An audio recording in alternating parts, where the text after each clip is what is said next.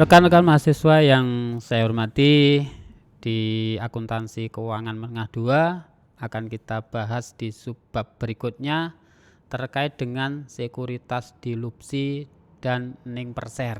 Nah, di mana apa itu sekuritas dilupsi? Nah, di pertemuan-pertemuan sebelumnya itu kita bicara modal saham. Modal saham itu terkait dengan saham biasa dengan saham preferen gitu. Nah, itu sebagai sekuritas lah. Bagaimana terus ada saham terasuri, kenapa perusahaan melakukan saham terasuri lah. Lalu kenapa perusahaan harus melakukan dilupsi atas apa sekuritasnya gitu kan. Nah, ada beberapa perusahaan ya di sini mengkonversi atas surat berharganya sekuritasnya. Nah, di sini Smart Friend itu di tahun 2000 berapa itu ya merupakan obligasi wajib konversi.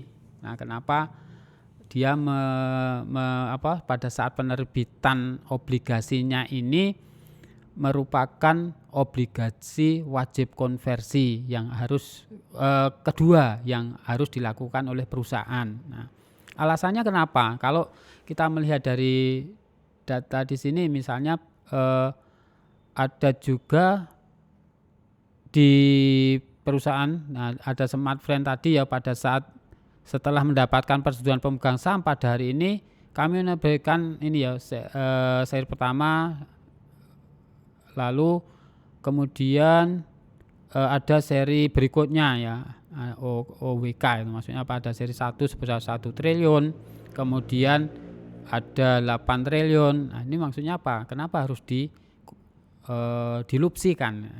Lalu di sini kenapa perusahaan itu melakukan konversi atau dilupsi itu tadi? Menerbitkan obligasi wajib konversi sebesar 8 triliun Direktur Smart Friend itu untuk apa? Untuk membutuhkan dana ya untuk melakukan ekspansi. Nah, pada saat dilakukan konversi itu karena kebutuhan akan dana ya, untuk melakukan perusahaan perluasan usaha atau ekspansi itu sendiri. Nah, sehingga apa? Sekuritas yang dimiliki oleh entitas, contohnya Smart Friend tadi, ini memberikan statement atau membuat sebuah keputusan pada saat penerbitan obligasi itu konversi yang tahun keduanya. Nah, di sini apa toh yang dimaksud dari sekuritas dilupsi tadi ya? Nanti sebelum kita masuk di sana juga merupakan surat berharga yang dapat dikonversi menjadi saham biasa, sehingga pada saat dikonversi akan mempengaruhi jumlah saham yang beredar dan berdampak pada penurunan nilai laba per sahamnya, EPS-nya ya, ning persernya. Nah, sehingga pada saat dikonversi itu mungkin akan berpengaruh dengan sekuritas-sekuritas lainnya. Nah, contoh nantinya yang bisa dikonversi atau opsi itu ada opsi, ada waran, ada utang konversi. Nah, tadi salah satu yang dicontohkan dari Smart Friend tadi ada utang konversi gitu kan. Nah, kemudian ada saham preferen konversi, di mana pada saat kepemilikan sekuritas itu saham preferennya dikonversi. Nah, ini salah satu contoh dari dilupsi tadi. Ada opsi, ada waran, ada utang konversi, ada saham preferen konversi.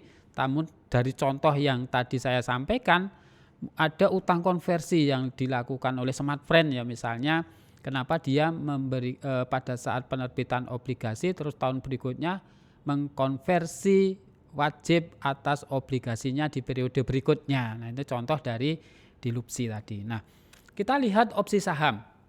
Nah, merupakan kontrak yang diterbitkan oleh investor untuk dijual kepada investor lain, di mana kontrak tersebut memberikan opsi hak bagi penerima untuk menjual atau membeli saham perusahaan yang jadi dasar perdagangan opsi tersebut adalah jumlah harga dan periode yang ditentukan.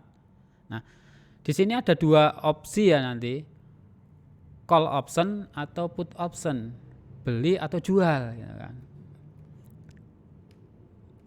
Kemudian waran. Nah, waran merupakan opsi yang diberikan oleh perusahaan kepada pemilik waran untuk membeli saham dengan harga dan waktu tertentu. Nah, di sini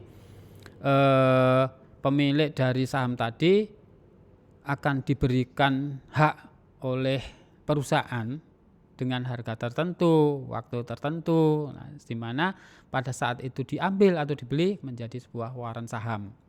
Nah, apa perbedaan waran dan opsi? Kalau waran itu dikeluarkan oleh perusahaan penerbit saham, jadi waran itu dikeluarkan oleh perusahaan penerbit saham. Kalau opsi itu dikeluarkan oleh investor. Nah, misalnya pada saat Anda memiliki sahamnya PTA, nah tergantung Anda sendiri mau memiliki opsi itu, call option atau put option, tergantung pemilik saham itu. Tetapi kalau waran itu diberikan oleh penerbit saham kepada pemegang saham. Tidak semua biasanya memiliki hak untuk mendapatkan waran. Nah, waran merupakan jenis call option ya, opsi beli. Dikeluarkan sebagai pemanis sekuritas lain dalam sitasi. Untuk apa? Membuat sekuritas lebih menarik. Kemudian pemilik saham berhak didahulukan untuk membeli opsi ini. Nah, sehingga biasanya sebagai pemanis atau daya tarik untuk kompensasi manajemen atau karyawan. Nah, contoh dari waran, ada beberapa perusahaan yang menerbitkan waran ya di dalam aktivitas bisnisnya. Nah, bisa Anda lihat di dalam Bursa Efek Indonesia ya, siapa-siapa perusahaan-perusahaan yang menerbitkan waran itu sendiri, terus dia memberikan opsi waran itu maksudnya apa terhadap entitas. Nah, ini contoh juga banyak sekali kan perusahaan menerbitkan waran itu sendiri. Nah, ada juga kalau nanti di dalam pengungkapan di dalam statement keuangan ya apa itu waran. Nah, biasanya ada keterangan tambahan yang menyertai terkait dengan kenapa dia memiliki opsi waran perusahaan itu sendiri. Nah, kemudian pemilik dari saham itu apa membeli waran, kenapa. Nah, ini contoh dari pengungkapan di dalam statement keuangannya. Nah, utang konversi seperti yang dilakukan oleh Smartfren tadi ya, merupakan sekuritas hibrid campuran di mana di dalamnya itu ada unsur utang dan unsur modal.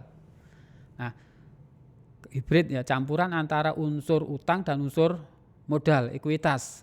Alasannya kenapa? Perusahaan pengen meningkatkan modal perusahaan dengan mengeluarkan saham dalam jumlah kecil. Nah, dikonversi itu alasannya ya tadi modal perusahaan akan bertambah, di mana akan menekan dari saham yang beredar, jumlahnya menjadi kecil.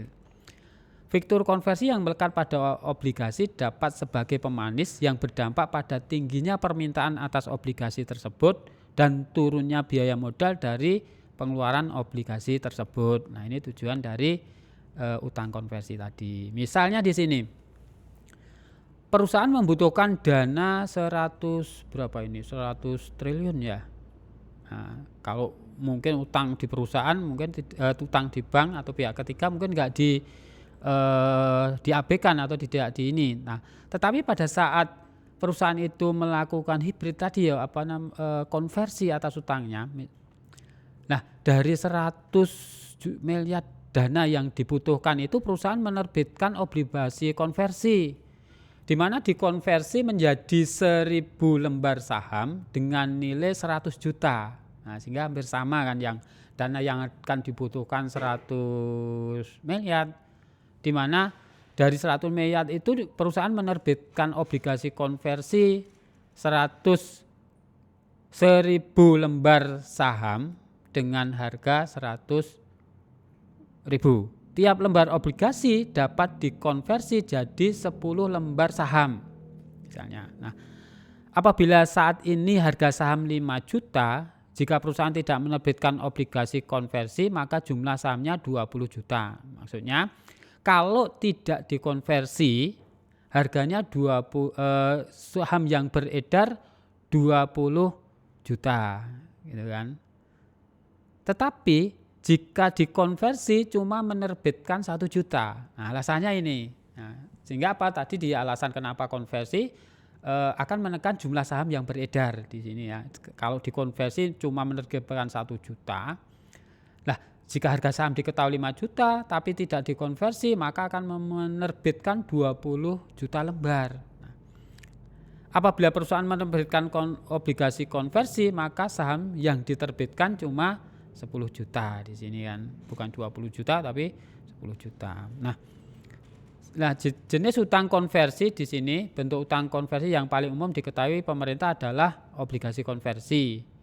Obligasi konversi mengkombinasi antara keuntungan obligasi dari sisi pendapatan tetapnya dan fasilitas pilihan untuk menukar saham jika harga saham meningkat. Nah, bentuk utang konversi dengan fitur konversi sebagian. Hanya sebagian jumlah utang yang dikonversi jadi lembar saham. Utang konversi dengan fitur konversi keseluruhan, di mana dikonversi jadi saham sesuai dengan ketentuan saat diterbitkannya. Atau dikonversi wajib semuanya, seperti yang dilakukan Smart Plan tadi contohnya ya. Sehingga nilai surat utang tersebut dikonversi jadi saham ekuitas semuanya. Nah, akuntansi untuk utang konversi. Karena utang konversi merupakan instrumen hibrid di sini memiliki sisi komponen harus dilihat ya nanti dari sisi utang maupun sisi kewajibannya. Nah, di dalam PSA K56, laba persen menyatakan entitas harus memiliki kedua komponen tersebut dalam pengakuan dan penyajiannya. Perusahaan mengakui dan mengukur utang konversi harus memiliki nilai fiktur utang, fiktur opsi konversi yang melekat pada obligasinya. Tahapan-tahapan yang dilakukan, tentukan total nilai pasar utang konversi dengan komponen liabilitas maupun ekuitasnya. Jadi harus dilihat dulu nilai pasar dari komponen utang maupun komponen modalnya. Tentukan komponen liabilitas dengan menghitung nilai neto dari semua aliran kas di masa datang yang didiskontokan dengan bunga pasar atau bunga efektif ya. Tingkat bunga pasar yang digunakan adalah tingkat bunga yang dibayarkan oleh perusahaan pada utang yang sama tanpa fitur konversi. Nah, jadi tidak melihat dulu fitur konversinya, ditentukan sebagai pada saat tingkat bunga yang dibayarkan pada saat perusahaan itu memperoleh utang. Nah, dari nilai pasar obligasi konversi akan diperoleh nilai ekuitas itu sendiri. Contoh di sini. Nah, tahun 2009 perusahaan mengeluarkan obligasi konversi 2 juta dengan jangka waktu 5 tahun, 9% nilai bunga nominalnya, nilai per lembarnya 100.000. Bunga setiap 31 Desember. Setiap obligasi dapat dikonversi jadi 200 lembar saham biasa dengan nilai per lembarnya Rp100, di mana diketahui tingkat bunga obligasi ya, tingkat bunga pasar obligasi non konversi itu 11%. Nah, untuk mencatat penerbitan obligasi konversi tersebut maka perlu dihitung nilai kini dari komponen utangnya. Nah, biasanya pakai present value cash flow ya, bisa pakai tabel anuitas maupun tabel pakai kalkulator nanti untuk menghitungnya di sini. Nah, Anda cari dulu nilai kini aliran kasnya. Nah, pakai rumus juga bisa ya. N-nya 5 tahun. Tadi sudah diketahui 5 tahun. I ini adalah bunga pasar. Nah, akan berbeda nantinya pada saat apa? Bunga itu dibayarkan dalam setahun dalam setahun 2 kali. Nah, kalau diketahui bahwa bunga itu dibayarkan dalam setahun dalam setahun 2 kali, maka N di sini dikali 2, I-nya dibagi 2. Nah, di sini bisa pakai rumus tabel anuitas maupun pakai itu ya rumus 1 dibagi 1 plus I pangkat N. Nah, I-nya I satunya itu sudah diketahui sebagai 1 mutlak. Kemudian I yang dipakai adalah persentase bunga pasar atau bunga efektif, lalu N-nya diketahui 5, akan ketemu total sekian ini. Nah, kemudian dari aliran bunga dengan rumus kalau untuk aliran tingkat bunga present value atas bunga itu 1 dikurangi 1 plus I pangkat N dibagi 1 dikurangi 1 dibagi 1 plus I pangkat N dibagi I. Nah, I di sini juga pakai bunga efektif atau bunga pasar. Begitu juga bisa dicari dengan tabel anuitas. Maka bunga akan ketemu 66 di sini. Nah, dari data ini akan diketahui nilai komponen dari utang. Nah, di mana apa? Present value cash flow atas obligasi tadi diperoleh dari apa? Nilai kini atas aliran kas ditambah nilai kini atas bunga. Nah, sehingga diketahui komponen utangnya 185 ini ya. Kemudian nilai wajar obligasi konversi tadi diketahui di dalam kasus adalah 200 miliar. Nah, kan dikurangkan. Nah, di sini diketahui dari pengurangan nilai wajar obligasi konversi setelah diketahui nilai kini komponen atas utang dikurangkan akan ketemu nilai wajar atas ekuitasnya. Nah, lalu akan dilakukan pencatatan ya di sini nantinya dari data-data itu akan dijurnal kas sebesar 200 miliar pada utang obligasi sesuai dengan komponen present value nominal plus bunga, muncul premi karena apa? Nilai perdananya lebih tinggi dari nilai nominal. Nah, kan ketemu ini. Nah, akuntansi sebagai penyelesaian obligasi konversi tadi ya, utang dilunasi pada saat jatuh tempo. Misalnya, pada saat jatuh tempo ya tinggal berapa besarnya utang, dengan kas yang dikeluarkan. Nah, pada saat dikonversi, konversi obligasi pada saat jatuh tempo ya disesuaikan dengan modal saham yang akan diterimakan ya sebesar apa dari kasus tadi ya, modal saham biasa. Kemudian muncul premi saham biasa. Nah, tinggal pencatatannya di sini. Nah, saham preference konversi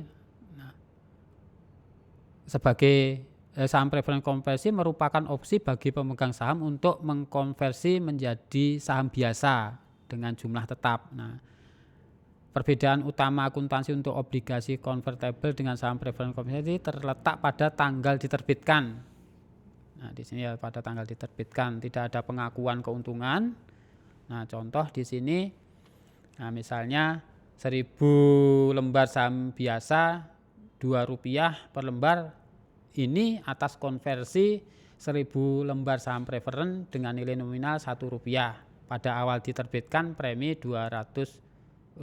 Nah, sehingga akan dicatat saham preference konversi 1000, agio saham 200, laba ditahan 800, saham biasa 200, di mana diterbitkannya ini saham preference itu di atas dasar saham biasa ya, Rp2 per lembarnya. Nah, kalau EPS-nya bagaimana? Nah, perusahaan bisa melaporkan jumlah laba per saham yang berpengaruh terhadap keuntungan atau kerugian. Data laba per saham sering dilaporkan dalam penerbitan laporan keuangan untuk mengevaluasi profitabilitas perusahaan. Laba per saham dilaporkan untuk saham biasa ya di sini. Nah, contoh hampir sama ya dengan kasus yang kemarin terkait dengan menghitung labanya. Misalnya perusahaan memperoleh laba bersih 300.000, rata-rata tertimbang saham biasa yang beredar pada tahun berjalan 100.000 lembar. Nah, jadi jumlah labanya ya 3 rupiah, laba per sahamnya Rp3 per lembar itu diperoleh dari laba bersih dibagi dengan jumlah saham yang beredar. Nah, itu biasanya nantinya informasi ini dilaporkan di dalam laporan rugi laba. Ini contoh dari statement keuangan di mana di sana terkait dengan laba per sahamnya. Nanti bisa Anda lihat juga di annual report semua perusahaan yang ada di Bursa Efek pasti akan menyampaikan laba per share-nya. Nah, di mana data ini bisa dipakai nanti sebagai sebuah riset terkait dengan bidang-bidang akuntansi. Nah, kasus ini bisa dicoba nantinya untuk simulasi yang bisa nanti kita simulasikan di dalam learning management system maupun di dalam GC. Saya kira ini terkait dengan obligasi konversi. Kurang lebihnya mohon maaf. Assalamualaikum warahmatullahi wabarakatuh.